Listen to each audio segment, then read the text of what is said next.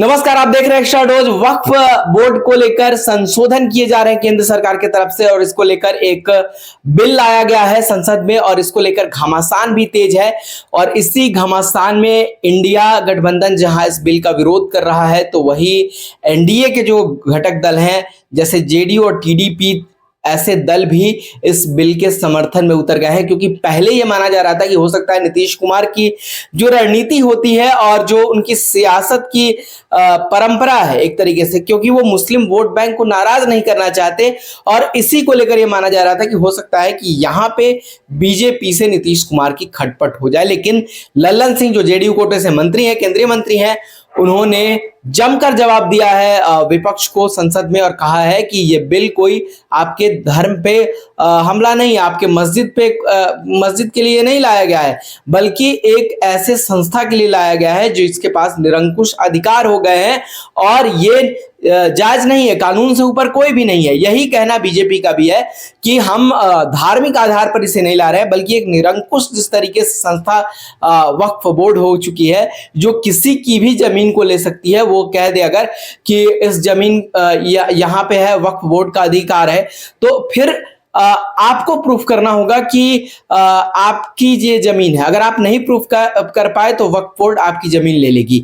यानी कि जैसे आप मान के चलिए कि आपकी कोई जमीन है, पुश्तैनी जमीन हो चाहे जैसी भी जमीन हो, अगर वक्फ बोर्ड कहता है कि ये जमीन उसकी है, मतलब यहां जो है वक्फ बोर्ड का अधिकार है इस जमीन पर, तो आपको ये प्रूफ करना होगा कि ये जमीन आपकी ही है। अगर आपके कागज में थोड़ी सी भी दिक्कत हुई, और ये लगभग देखा जाता है क्योंकि पहले की जो जमीनें हैं उसके बहुत ठोस प्रमाण बहुत लोगों के पास नहीं, कहीं ना कहीं लूपहोल है। अब सर्वे हो रहे हैं और इन चीजों को ठीक करने की कोशिश की जा रही है।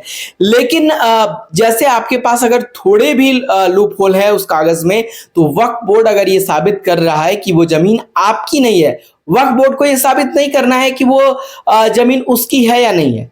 वक्फ बोर्ड को यह साबित करना है कि उसने जो दावा किया है, और ये अगर आपकी जमीन पर उसने दावा किया है और अगर आप नहीं प्रूफ कर पा रहे, तो वक्फ बोर्ड को बस इतना प्रूफ करना है कि जमीन आपकी नहीं है। वो वक्फ बोर्ड अगर ये प्रूफ कर देता है तो वो जमीन वो ले सकता है। तो ये जो निरंकुश कानून है, और इसके दायरे में कौन आएंगे, आप सही से अगर देखिए, अगर इंडिया गठबंधन के लोग सिर्फ ऐसा अपने आप को ये बनाकर चल रहे हैं कि अगर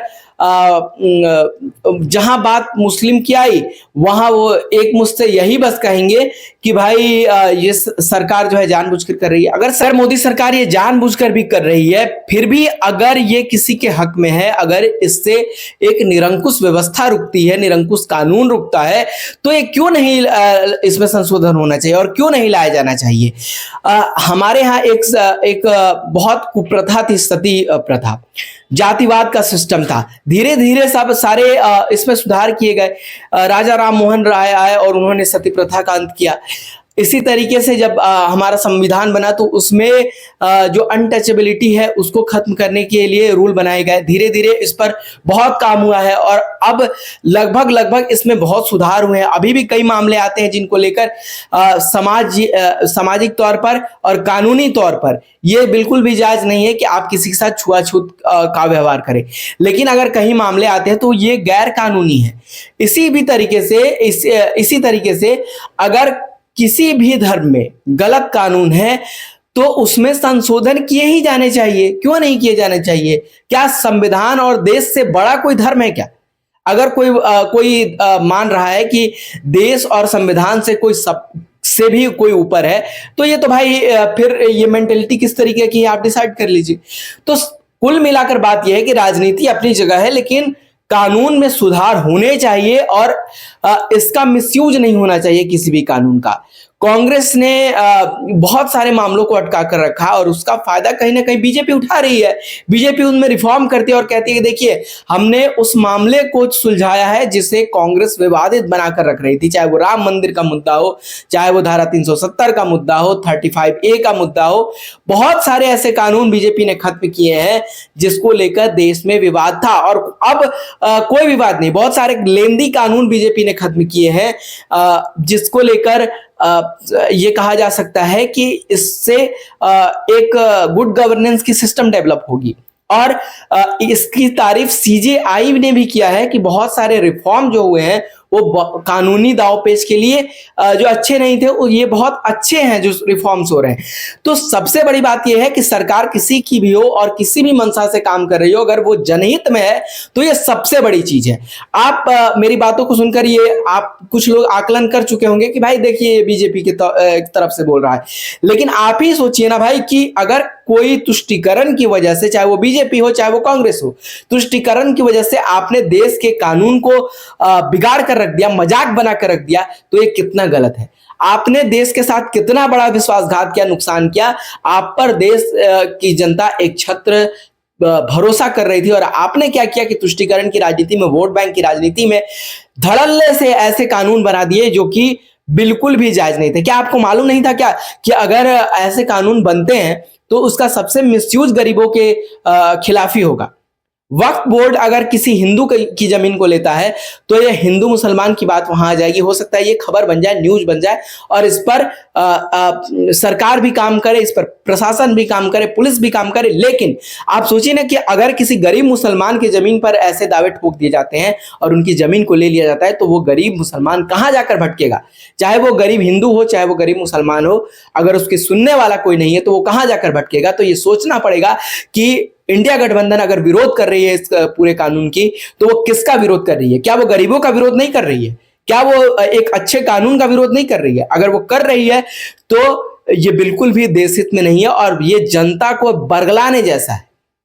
बात अगर बीजेपी कल को ऐसा कुछ करेगी, हम बीजेपी को भी टारगेट करेंगे, बीजेपी को भी बोलेंगे, लेकिन अगर विपक्ष ऐसे झूठे और वोट बैंक की खातिर अखिलेश यादव खड़े होकर संसद में ये बात कह रहे हैं कि जानबूझकर मुस्लिमों के लिए ये कानून लाया गया है। अरे भाई अगर कानून अच्छा है तो हिंदू मुसलमान आप क्यों कर रहे हैं? आप सीधे से इसको लागू करिए ना।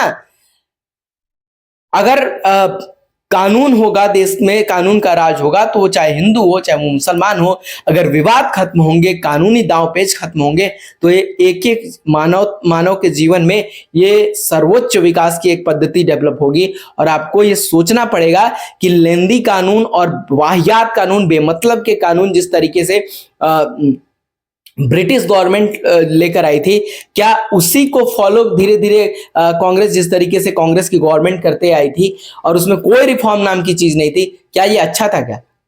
तो आपको सोचना होगा कि चाहे वो बीजेपी हो चाहे वो कांग्रेस हो चाहे वो कोई भी पार्टी हो, अगर वो वोट बैंक के लिए कोई काम कर रही है तो आपको ये भी सोचना होगा कि वोट बैंक के लिए काम कर रही है तो वो काम अच्छा है या गलत है। सबको मालूम है कि जाति जनगणना की बात अगर कोई भी दल कह रही है तो वो एक वोट बैंक के लिए कह रहा है, लेकिन अगर वो किसी के हित में है तो वो होना चाहिए। आप देश के पास एक आंकड़ा होना चाहिए कि भाई कितनी जातियां हैं हमारे देश में, कितनी किसकी संख्या है, होना चाहिए, बिल्कुल होना चाहिए। आप बीजेपी को इस पर जवाब देना चाहिए। कब तक आप बचेंगे, कब तक आप जाति जनगणना नहीं करवाएंगे? तो सवाल यही है कि आप अगर आप गरीबों के हितैषी हैं, अगर आप जनता के हितैषी हैं तो आपको दलगत भावना से ऊपर उठकर और वोट बैंक की राजनीति से ऊपर उठकर अच्छे चीजों का समर्थन करना चाहिए, सम्मान करना चाहिए और ऐसे कानूनों को बिल्कुल भी निरस्त करना चाहिए, खत्म करना चाहिए, उसमें संशोधन करना चाहिए जो जनता के हित में नहीं है, जो गरीबों के हित में नहीं है, जो शोषित वंचित पीड़ितों के पक्ष में नहीं है। देखते रहिए एक्स्ट्रा डोज।